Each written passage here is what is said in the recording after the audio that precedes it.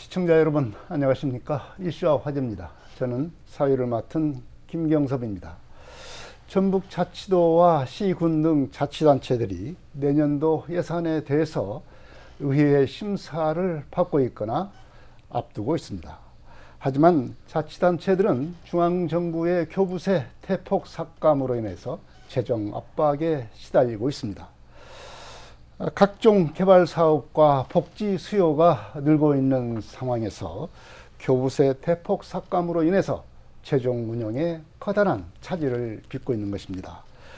자치단체의 재정 압박과 작년에 대폭 삭감 사태를 빚은 새만금 예산이 어떻게 될 것인지 분석하고 전망을 해보겠습니다. 오늘 나와주신 두 분 소개해드리겠습니다. 고상진 익산발전연구원장 나오셨습니다. 네, 안녕하세요. 안녕하세요.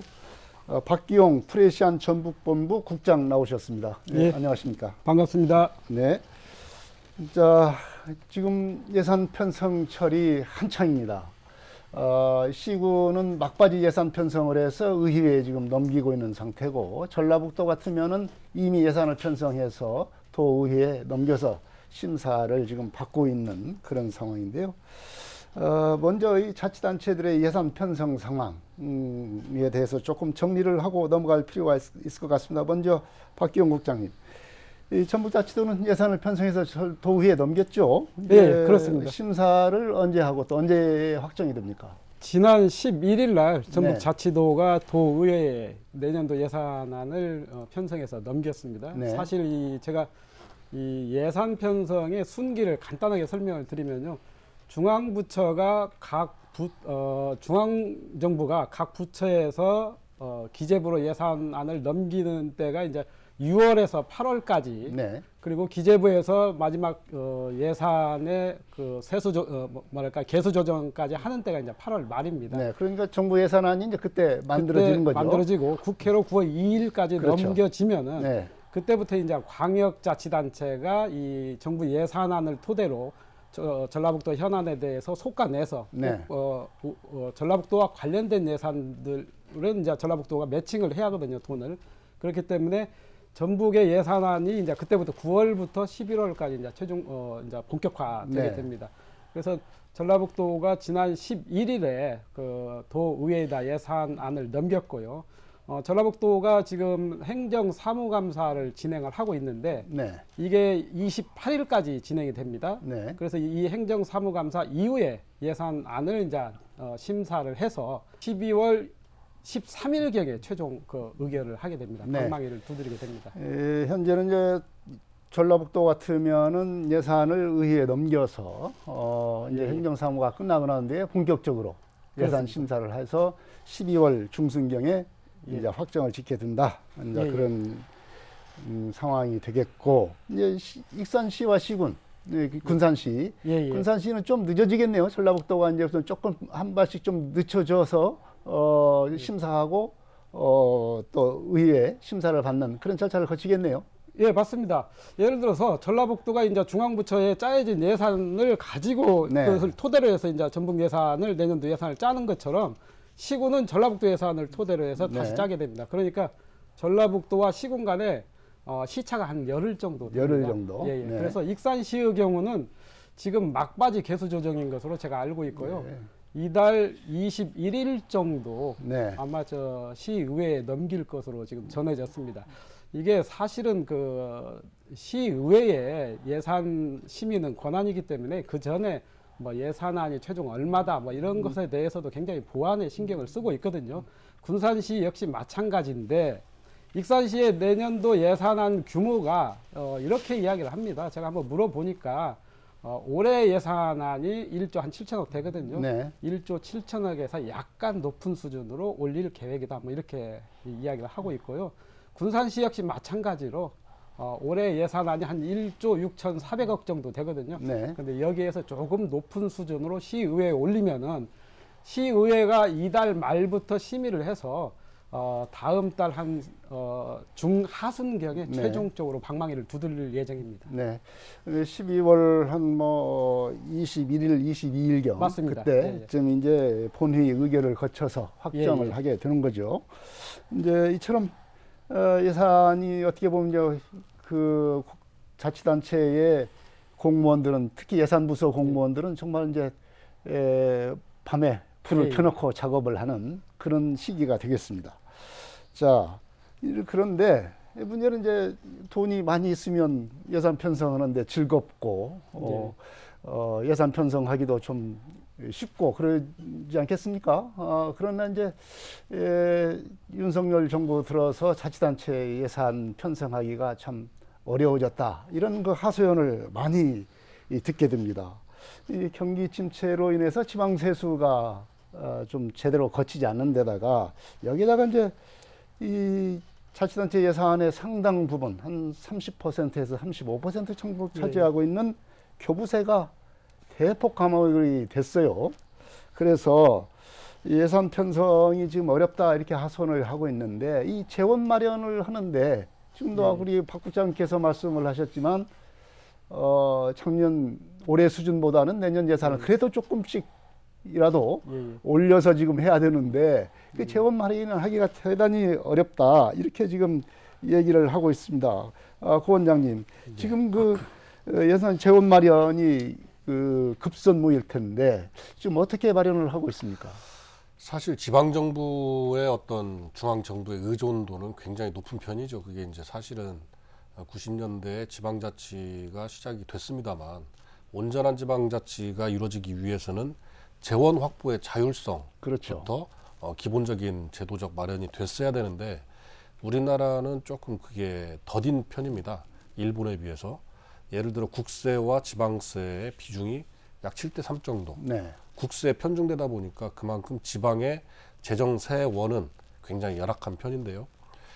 지방 재정도 중앙정부와 마찬가지로 예산 편성이라는 것은 일반회계, 특별회계, 기금 네. 이렇게 구분이 되어 있고요. 또 이제 주요 그 세원들을 따져보면은 지방세 비중이 한 37%, 네. 그리고 중앙정부의 사무를 이양해서 국가로부터 보조받는 국고 보조금이 한 25%, 네. 그리고 또 아까 말씀하셨습니다만 그 교부세가 한 21%. 그래서 네. 국가에서 중앙정부에서 지방정부로 이양되는 재원이 약 절반가량이라고 보시면 됩니다. 그런데 지금 현 정부에서 대폭 한 6조 이상의 지방 재원을 이렇게 깎다 보니까 지금 상태에서 이 살림살이를 내년도 예산을 짜는 데 있어서 지방정부는 매우 곤혹스러운 그런 입장이다 이렇게 말씀을 드릴 수 있겠습니다. 네. 예, 그런 과정에서 이제 이 예산은 편성을 해야 되겠고, 그리고 주민들의 어떤 그 생활을 위해서는 우리가 뭐 여러 가지 지원 예산, 특히 복지 수요가 늘어나고 있기 때문에 예산은 늘어날 수밖에 없고, 이 재원 마련을 어떻게 하느냐가 굉장히 중요한 그런 화두가 지금 되어 있는 그런 상황입니다. 말씀을 하신 것처럼 이 정부가 지방 교부세를 삭감하다 보니까 이 재정 압박이 될 수밖에 없고, 그래서 이제 이 특히나 지방 교부세가 차지하는 비중이 상당히 높기 때문에 이 지방 교부세가 왜 지방 재정에 이런 영향을 미치는가? 이 지방 교부세가 뭐길래 그런 것인가? 이걸 좀 설명할 필요가 있을 것 같습니다. 예. 고 원장님. 지방교부세는 앞서 말씀드린 대로 모든 산업구조라든지 경제 체제가 중앙 집권화가 되다 보니까 중앙정부에 귀속되는 세금들이 굉장히 많습니다. 주로 이제 세금을 세원으로 해가지고 재원으로 해가지고 1년 살림을 만들어 가는 게 이제 대체적인 그런 현상들인데, 그렇게 국세에 편중되다 보니까 상대적으로 산업구조가 열악하거나 인구가 부족하거나 이런 지역에서는 지방재정에 굉장히 열악한 그런 어떤 현실에 놓일 수밖에 없는 거죠. 그래서 그런 지방 간에, 지방 정부 간에, 예를 들어 서울시나 경기도는 또 재정 자립도 굉장히 높지 않겠습니까? 네. 반면에 전라북도나 전라남도 이런 데는 또 열악하거든요. 그래서 지방 정부 간의 어떤 재정의 불균형을 조금 해소시키기 위한 목적으로 만들어진 게 지방 교부세고요. 지방 교부세의 재원은 내국세 한 19%로 네. 하고 또 종부세라는 어떤 부동산 교부세 그리고 담배에 이렇게 매겨지는 개별 소비세 한 20%를 재원으로 하는 소방안전교부세 이렇게 세 가지 정도로 주요 재원을 만들어 가고 있습니다. 그래서 이런 어떤 아까 우리 박 국장님 말씀하신 대로 내년도 1조 한 7천억 정도 익산시 예산이 그 정도 되죠. 그렇습니다. 네. 통상 한 4천억 정도 이상이 지방 교부세로 네. 우리가 활용이 되고 있습니다. 그러니까 만약에 이런 부분들이 삭감이 되거나 지장을 받으면은 우리 지방 재정을 만들어가는 데 있어서 굉장히 심각한 타격을 입을 수밖에 없다. 네. 그런 구조적인 관계 속에 지금 있다. 그 국가 정부에서 이제 지방자치단체 내려보내는 그 예산이 여러 가지 종류가 있지 않습니까? 뭐 많은 액수를 차지하는 것이 국고보조금. 예. 네, 사업을 지정을 해서 이 사업에 얼마를 쓰라. 대개는 그런 예산들이 이제 지방자치단체 비율 7대3, 국가와 지방자치단체 7대3 아니면 5대5, 6대4, 이런 식으로 국고보조금 예산이 사업을 지정을 해서 하는 그런 예산이 있고, 이 지방교부세와 같이 말하자면 이런 용도를 정하지 않고 지방자치단체가 자율적으로 쓸 수 있도록 내려보내는 예산 아니겠습니까? 그렇습니다. 순수 네. 재원이죠. 네. 예. 그렇기 때문에 더욱더 지방교부세가 자치단체로서는 국고보조금보다 훨씬 더 유용하게 쓸 수 있는, 자율적으로 쓸 수 있는 그런 예산이라고 하는 점에서 지방자치단체로서는 대단히 중요한 재원이다. 이렇게 얘기를 할 수가 있겠습니다. 그러면 이 자치단체마다 지방교부세의 규모가 얼마나 되는지 좀 알아볼 필요가 있을 것 같아요. 전라북도 그리고 도교육청, 도내 시군 교부세는 좀 얼마나 되는지 이 규모를 좀 박기용 국장께서 먼저 설명을 좀 해주시죠. 예, 우리 고 원장께서 이제 지방 교부세에 대해서 설명을 잘 해주셨으니까요.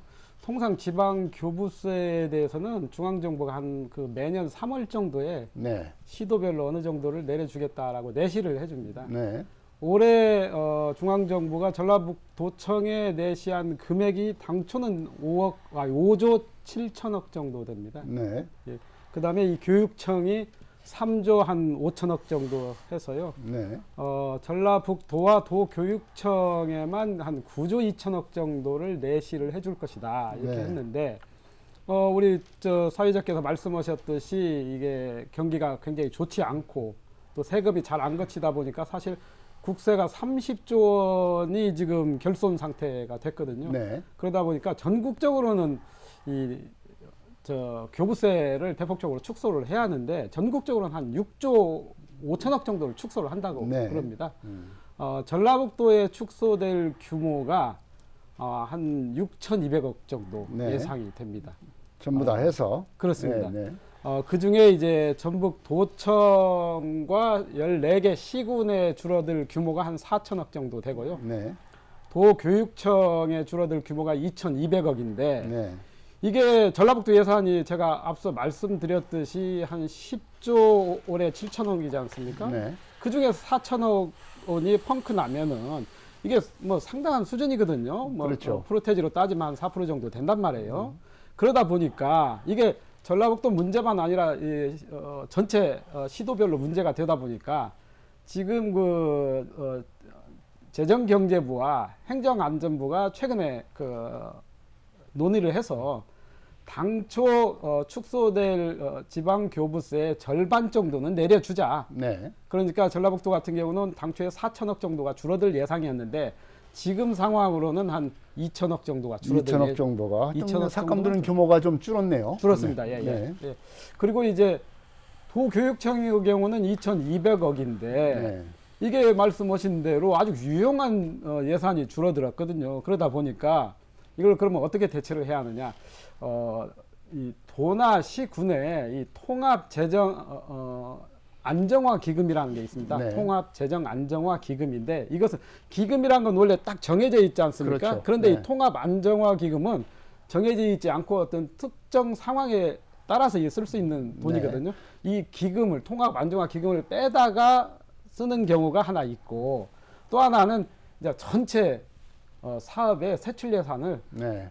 이제 대폭 축소를 하는 것이죠. 이제 10% 사업을 줄이는 수밖에 없겠죠. 그게 뭐 이제 매년 뭐 광역단체나 기초단체나 세출 구조조정은 뭐 단골 메뉴지만 내년에는 상당히 더 심화가 될 것 같습니다. 네, 단골로 얘기하는 것이 뭐 새로운 사업, 예, 예. 신규 사업은 줄이겠다.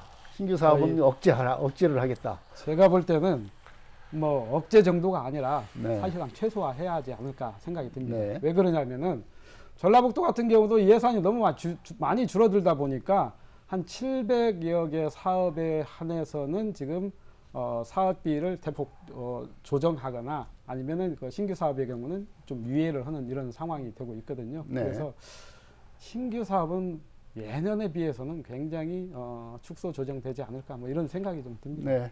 그래서 도에서는 이제 자꾸 얘기를 하고 있는 것, 시군에서 매칭을 부담하지 않는, 매칭을 못하는 그런 예산은 빨리 돌려달라. 예, 예. 이게 반환해달라. 이런 걸 갖다가 독촉을 하는 그런 상황까지 지금 나타나고 있는 것 같습니다. 예. 네. 제가 몇 가지 한마디만 더 말씀드리면요. 이 시군은 지금 어떤 상황이냐면 사실은 이제 뭐 예산이 없으니까 한 세 가지 정도로 선택을 해야 합니다. 첫 번째는 이제 그 선택과 집중을 통해서 이게 어떤 사업을 선택할 것이냐 우선순위를 굉장히 많이 따져야 할 것입니다. 그래야 되겠죠. 예, 예. 네. 이 작업이 굉장히 신속하게 진행이 돼야 할 것이고요. 그 다음에 앞서 말씀드린 대로 신규 사업은 뭐 대폭적으로 축소를 네. 해야 할 것이고 또 하나는 뭐 이 세출 구조 조정이 전반적으로 통상적으로 지금 코로나19 때 세출 구조 조정이 어떻게 됐냐면요. 한 20% 이상, 전 사업에 대해서 네. 한 20% 이상을 대폭 축소를 했거든요. 네. 앞으로도 이런 상황이 지속될 수 있다. 이런 생각이 좀 듭니다. 네. 그래서 뭐 그 말하자면은 그 경상비를 네. 줄이기가 어려운데 경상비조차도 줄이는 예, 그런 예. 상황이 지금 되고 있는 그런 상황입니다. 그런데 우리가 이제 지금 뭐 말씀을 하시는 과정에서도 이제 지방 교부세가 정부 자체로도 세수가 부족하기 때문에 줄여서 내려보는 지방교부세가 삭감이 됐다 이렇게 말씀하셨는데 그러면 이 지방교부세가 왜 이렇게 정부는 예. 줄일 수밖에 없는 것인지 그 얘기를 좀 해야 될 것 같습니다. 왜 이렇게 그동안에는 말하자면 세수가 늘어나면 늘어났지 세수가 왜 줄어서 지방에까지 이렇게 영향을 미치게 되느냐. 이 지방 주민들로서는 대단히 좀 이해가 안 되는 그런 상황이지 않습니까? 고 원장님. 예. 이거 왜 그렇게 삭감을 합니까? 두 가지의 측면에서 바라볼 수 있을 것 같습니다. 첫 번째는 앞서 우리 박 국장님 말씀하신 대로 경기가 너무 좋지 않다. 그렇기 때문에 세수가 굉장히 한 30조 정도 부족한 그런 현실 속에서 고육지책이다라고 볼 수도 있겠습니다만 두 번째는 이제 잘 아시다시피 그 보수 정권은 작은 정부를 지향합니다. 네. 큰 정부가 아니라 그래서 대체적으로 전체적인 사업을 축소시키고 긴축시키는 그런 재정을 일관하기 때문에 저는 그런 측면에서 봤을 때도 어느 정도 이것은 예견이 됐었다라고 보여지는데요. 네. 긴축 재정은. 하지만 지금 경기가 좋지 않은 상태에서 재정까지 긴축으로 가게 됐을 때 그런 어떤 민생군은 더 가혹하게 네. 서민들한테 미친다라는 점을 이런 위정자들께서는 조금 더 한번 다시금 생각을 해볼 필요가 있지 않나 그런 생각이 듭니다. 네. 지금 경기가 침체된 상황이기 때문에 세수가 줄어든다. 이것은 뭐 어느 정도 예. 우리가 이해를 할 수가 있을 것 같아요. 그런데 이제 이 윤석열 정부 들어서 이 감세가 좀 상당히 부분 지금 진행이 되어 왔지 않습니까? 특히 이 기업이랄지 부자 감세, 이른바 부자 감세로 인해서 지금 감세가 드는 것도 영향을 미치지 않았냐 이렇게 생각이 드는데 이런 부분에서 어떻게 생각하십니까? 그러니까 그 부자들의 감세가 결국에는 부자들의 어떤 재투자를 유도한다라는 측면을 기대를 하고 있습니다만 사실은 그런 순기능이 거의 나타나지 않고 있거든요. 네. 오히려 이제 사회 양극화는 더 심화되면서 어려운 사람들에게 더 가혹한 그런 어떤 현실적인 고통스러움이 계속 더 배가 되고 있다라는 게 지금 현실이에요. 네. 지금 현실이기 때문에 빨리 지금이라도 어떤 정부의 경제 정책, 그 뭐 거시 경제뿐만 아니라 미시 경제 측면에서도 이런 부분들을 과거 보수 정권에서도 누구나 알고 있었습니다만 그런 어떤 부작용 때문에 결국에는 그런 네. 어떤 작은 정부를 지향하는 경제 정책을 수정해 왔거든요. 그래서 이 부분은 윤석열 정부가 아마 빠른 시일 내에 좀 각성을 해야 되지 않을까 그렇게 비판을 하고 싶습니다. 네. 지금 뭐 이렇게 지방 교부세가 줄어들므로 해서 자치단체 예산이 어렵게 되고 그러므로 인해서 결국은 주민들에게 불편을 겪게 되는 이런 상황이 되지 않습니까? 구체적으로 예산 부족으로 인해서 주민들은 어떤 불편을 겪고 있는 것인가 우리가 이제 피부로 느낄 수 있도록 설명이 좀 필요할 것 같습니다. 박 국장님. 이 지방 교부세의 사용처가 말씀하신 대로 아주 광범위하거든요. 네. 지자체의 현실에 맞게 쓰면 되는데 그러다 보니까 이제 복지 문제나 안전 문제, 그다음에 문화 쪽이나 교육 이쪽에 많이 투자를 하거든요. 네. 제가 예를 들어서 지난해 한 지자체가 이 극심한 수해 피해를 입어서 그 추경 예산에 내년도 추경 예산에 이 수해 복구와 네. 관련된 예산을 편성을 했다가 네. 이게 느닷없이 이제 교부세가 내려오지 않는 거예요. 네. 그래서 결국은 결산 추경에 다시 또 이 추경에 세운 예산을 다시 또 삭감하는 이런 사례가 있었습니다. 네. 그러다 보니까 이게 이제 의회에서는 아니 뭐 추경에 필요하다고 해서 세워줬더니 결산 추경에 필요 없다고 해서 또 삭감하고 이게 무슨 짓이냐 이게 네. 고무줄이냐 예산이 뭐 이런 웃지 못할 해프닝도 있고요. 제가 이 문제와 관련해서는 꼭 이야기를 한번 해보고 싶은 게 결국 이제 중앙정부가 세수 추계를 잘못한 게 문제이지 않습니까? 네. 이것 때문에 지역 주민들이 굉장히 고통을 받고 또 지역의 그 사업이나 이게 흔들릴 수밖에 없는 상황이니까 결국은 이제 중앙정부의 세수 추계 즉 오차 범위를 이제 많이 줄여야 하겠죠. 이 세수 네. 추계를 정확도를 높여야 하는데 이게 이 세계 경제가 굉장히 불예측성이 심화되다 보니까 중앙정부도 이런 문제가 나오는 것 같아요. 그래서 이 문제와 함께 또 하나는 우리 고 원장님께서 말씀 잘하셨는데 지금 국세와 지방세의 분담 비율이 8대2 정도 되지 않습니까? 문재인 정부 때 이 재정 분권이라고 해서 국세를 상당수 일부는 좀 지방으로 네. 이렇게 이전을 좀 해줬습니다. 그래서 지금 제가 최근에 통계를 찾아보니까 74대 26 정도로 네. 그래도 이제 지방세 비중이 26%로 높아졌더라고요. 이번 기회에 이 중앙정부가 자기들이 세수 추계를 잘못했기 때문에 이게 피해를 자꾸 지방정부에다 전가하는 것이거든요. 그렇지 말고 이번 기회에 국세 지방세 이전을 좀 신속화할 수 있는 이런 문제까지 근본적인 문제까지도 그래야 이 지방세가 많이 들어와야 지방정부가 예측 가능한 행정을 할 수가 있거든요. 저는 이런 문제도 한번 짚어볼 필요가 있다고 제도적으로 이제 그런 문제점까지 말씀을 해주셨는데 우리가 또 주민들 얘기를 들어보면 예. 각 그 행정복지센터에 주민자치 프로그램이 있지 않습니까? 예. 주민자치 프로그램에 참여하는 그 수강생 주민들이 굉장히 불편하다는 거예요. 왜 그러냐면은 그동안에는 이 강사의 강의료, 이 수강료 이런 걸 갖다 거의 부담하지 않았는데 지금은 수강료를 부담을 해야 되고, 그래서 심지어는 있었던 광자 그 프로그램이 없어지고, 말하자면 강사료를 제대로 주지를 못하고 있다는 거죠. 그동안에는 강사료 정도는 예산에서 부담을 해서 하는데 이런 것들이 상당히 피부에 와닿는 그런 그 예산 부족 사태로 인한 불편한 사항이 아닌가 이렇게 생각이 듭니다. 이런 그 지방 교부세의 이 감액 사태가 비단 올해만 있는 것이 아니고 작년에도 좀 있었습니다. 그렇습니다. 네.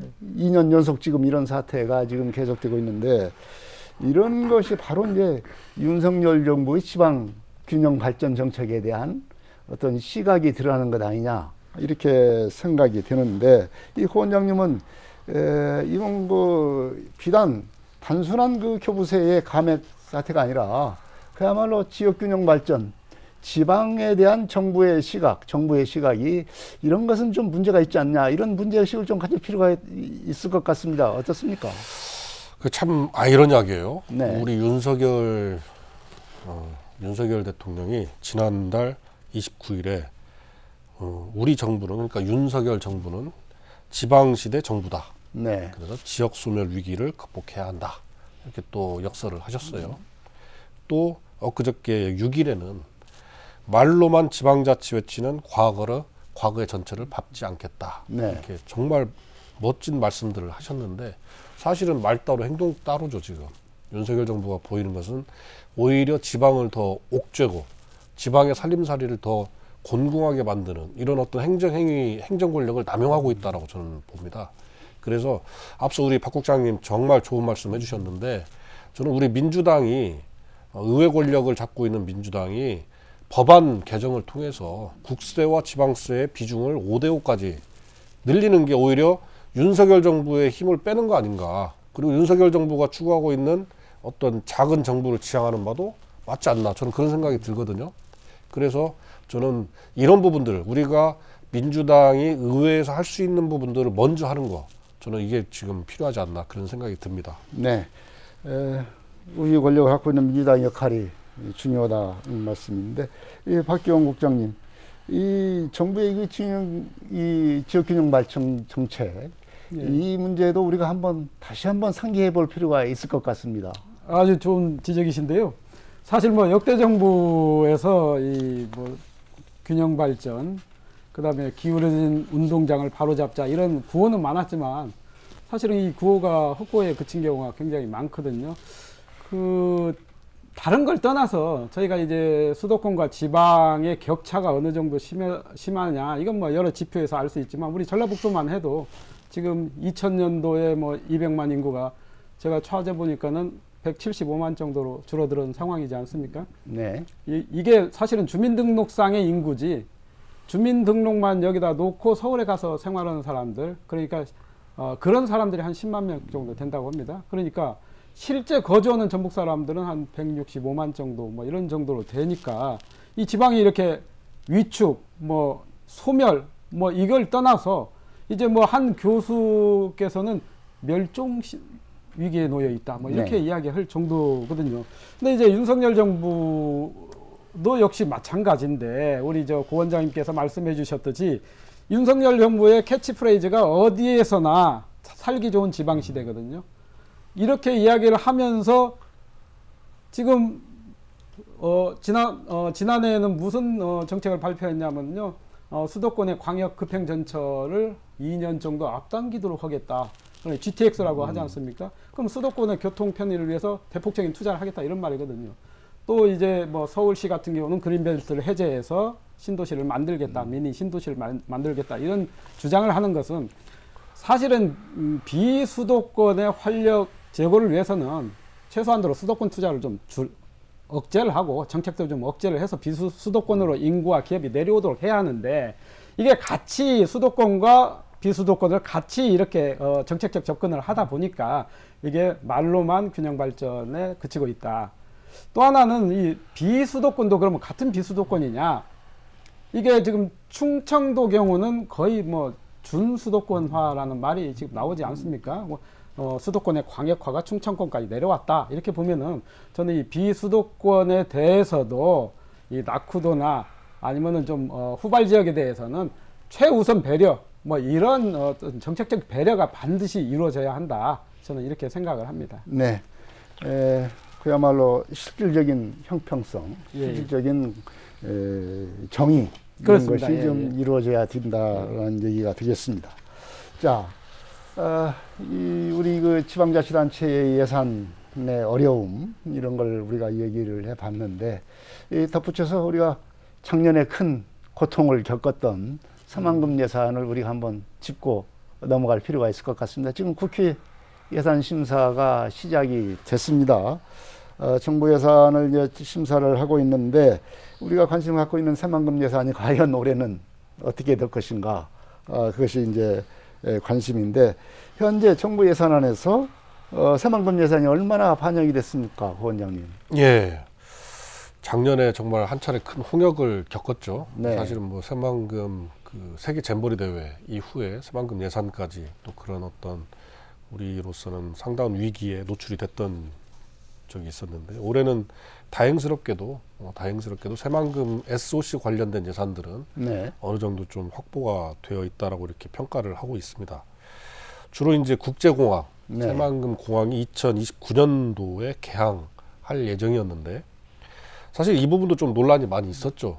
이게 이제 말은 국제공항이지만 어떤 미주나 또는 유럽 노선이 불가능한 규모로 지금 설계가 되어 있다는 거죠. 이춘석 의원이 그걸 계속 강력하게 이의 제기를 했습니다만 어쨌든 2029년도에 개항을 하는 데 있어서는 큰 무리가 없는 한 631억 정도 확보가 됐고요. 또 2026년도에 개항 예정인 새만금 신항도 한 1,382억 정도 정부 예산안에 반영이 돼서 이런 것들 다 따지면은 SOC 사업은 한 6,660억 정도 이렇게 반영이 됐다 평가가 되고 있습니다. 반면에 이제 새만금의 내부 개발 마스터 플랜이라고 하죠. MP 이게 지금 아직 확정이 안 된 상태이기 때문에 내부 개발과 관련된 어떤 예산들은 지금 거의 확정이 안 되고 있다. 확보가 안 되고 있다. 그래서 이런 부분들은 또 우리가 계속 지속적으로 국회 심의 단계에서 확보하려고 하는 노력이 필요하지 않나 그런 생각이 듭니다. 네, 우선은 이제 작년하고는 좀 상황이 달라졌다. 이렇게 얘기를 할 수가 있겠습니다. 자, 박 국장님, 이렇게 이제 일단은 정부 예산안이 이제 국회에 넘어가서 심사를 받고 있는데 그래도 새만금 예산에서 좀 증액돼야 될 부분이 좀 있을 것 같습니다. 어떤 사업들입니까? 아쉬움이 많이 있죠, 사실. 우리 고 원장님께서 말씀하신 대로 사실은 뭐 6,660억 정도 그 신항만이나 내부 뭐 순환 연계도로 이런 것은 많이 또 새만금과 전주 간의 고속화도로도 이게 굉장히 많은 예산이 선 것은 사실입니다. 다만 이제 저도 이제 국제공항 문제는 앞서 말씀하신 대로 632억 원이 지금 내년 예산에 반영이 됐거든요. 그런데 이게 계약 목표 년도가 2029년이거든요. 그럼 지금까지는 사실은 많은 투자가 이루어지지 않았어요. 그러면은 앞으로 투자는 내년도와 2026년, 27년, 28년 한 4년 정도거든요. 그러면 전체의 그 새만금 국제공항 예산이 한 8,077억, 8천억 정도 됩니다. 그러면 앞으로 연차적으로 한 1,500억에서 2,500억 정도가 투자가 돼야 2029년 목표 년도에 개항이 가능할 것이다. 그래서 조금 아쉬운 대목이 새만금 국제공항이 있고요. 또 하나는 그 윤석열 대통령이 지난 7월에 전북에 내려오셔서 그때 약속한 사항이 새만금 농업용수 공급과 관련해서 4천억 원 정도, 이게 사업비가 4천억 정도 됩니다. 새만금 내부에 농업용수를 공급해서 이걸 이제 농업 전진 기지화 만드는 사업인데 이 4천억 원의 예산은 내년도에 단 한 푼도 계산이 되지 않았거든요. 이게 내부에 그 농지를 만들어서 농사를 지어서 이 수익이 날 경우에는 한 1,800억 정도 이상 수익이 될 수 있다라고 보는데 이게 우선순위에서 밀려서 일단 4천억이 전혀 반영이 안 된 거, 이게 하나가 좀 아쉬움이 있고요. 또 하나는 국립 새만금 수목원이라는 사업이 있습니다. 이 사업 역시 당초 그 부처가 요구한 예산의 한 절반 정도, 제가 보니까 부처에서는 한 593억 정도를 요구했는데 지금 기재부에서 반영된 건 한 242억 정도.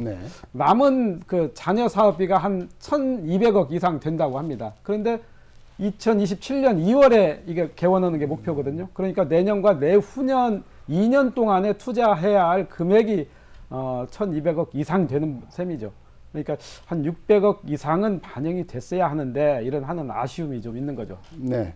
뭐 일반적인 SOC 예산은 어느 정도는 확보를 했다 하지만 그래도 세부 사업별로 보면은 아쉬운 내용이 있고 국회 심사 단계에서 이제 최대한 증액을 해야 되겠다 이런 말씀입니다. 또 하나 이제 제가 또 하나만 더 말씀드리면은 그 이제 조배수 국민의힘 도당위원장이 어제 제기한 문제인데요.